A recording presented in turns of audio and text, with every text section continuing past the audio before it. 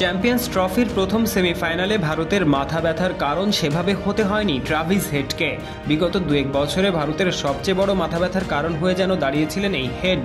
অস্ট্রেলিয়ার সাথে যখনই ভারতের ম্যাচ হয়েছে তখনই টিম ইন্ডিয়াকে হেড এগ দিয়েছেন ট্রাভিস হেড।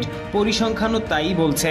2016 থেকে 2022 পর্যন্ত যেখানে টিম ইন্ডিয়ার বিপক্ষে 30-এর কম গড়ে ব্যাটিং করেছিলেন, সেখানে 2023 সাল থেকে এখনো পর্যন্ত ভারতের বিপক্ষে তার ব্যাটিং গড় প্রায় 60। অর্থাৎ শেষ 2 বছরে হেড তাণ্ডব লীলা চালিয়েছেন ভারতের বোলারদের উপরে।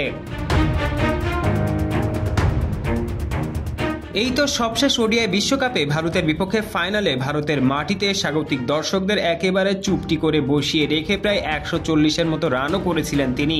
তাই তো আরও একবার যখন মুখোমুখি ভারত আর অস্ট্রেলিয়া, আর ফরম্যাটটা যখন ওয়ানডে, টুর্নামেন্টটা যখন আইসিসির বৈশ্বিক, আর ম্যাচটা যখন সেমিফাইনালের, মঞ্চটা যখন নক আউটের, তখন কাটা ছেঁড়া ওই হেডকে নিয়েই।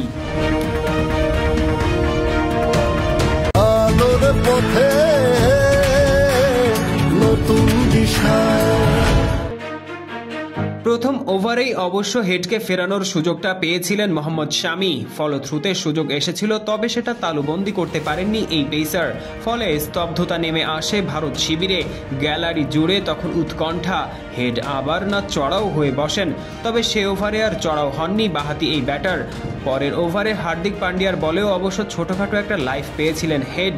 লেগ সাইডে গ্লান্স করে দিয়েছিলেন। শর্ট স্কোয়ার লেগের হাতে যেতে যেতেও যেন বলটা আর গেল না। ফলে আরও একবার বেঁচে যাওয়া হেডের আর একবার মাথায় হাত ভারতের।